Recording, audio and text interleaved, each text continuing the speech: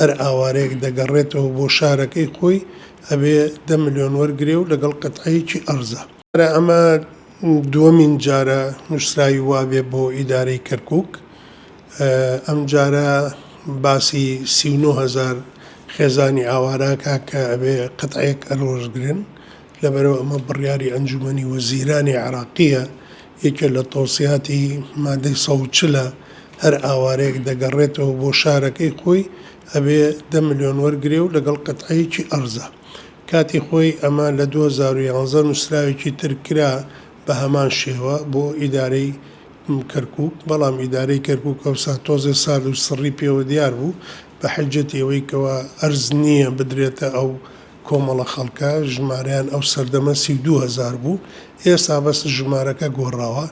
لەگەڵ ئەوەشە بۆ 13 پارێزگا ئەم جۆرە کتابە ڕۆشتووە، بۆ هەولێرە، بۆ دوهۆکە، بۆ مووسڵە، بۆ سلێمانیە، بۆ کەرکووکە، بۆ خانەقین و دیالەیە، بۆ زیقارە، بۆ نەجەف و کەربەلایە. لەبەرەوە ئەو خەڵکانەش کە مەشمول بوونە بە قەرەبووکردنەوەی مادەی 140 ئەوانەش حەقی خۆیان هەیە ئەرزە وەرگرن، قەتعەیەکی ئەرز کە دەوڵەت تەرخانێکا بە 200 متر لەو ئەرزانە کە ئەدرێتە ئەو خەڵکە.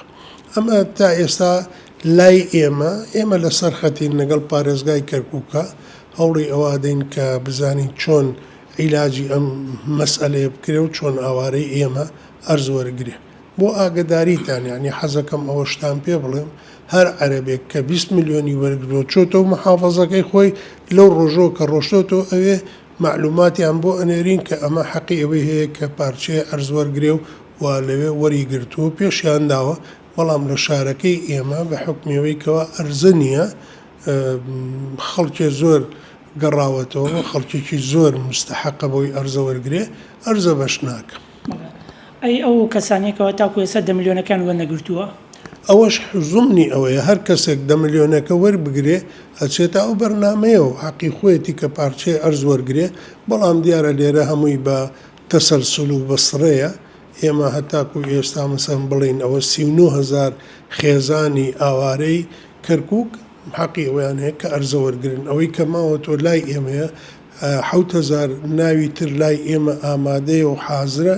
ئەگەر 10 ملیۆنەکە وەرگرن ئەوان شەچنە لیستێکەوە و ئەو لیستەش ئەبێ جێبەجێ بکرێ و قوانیتر.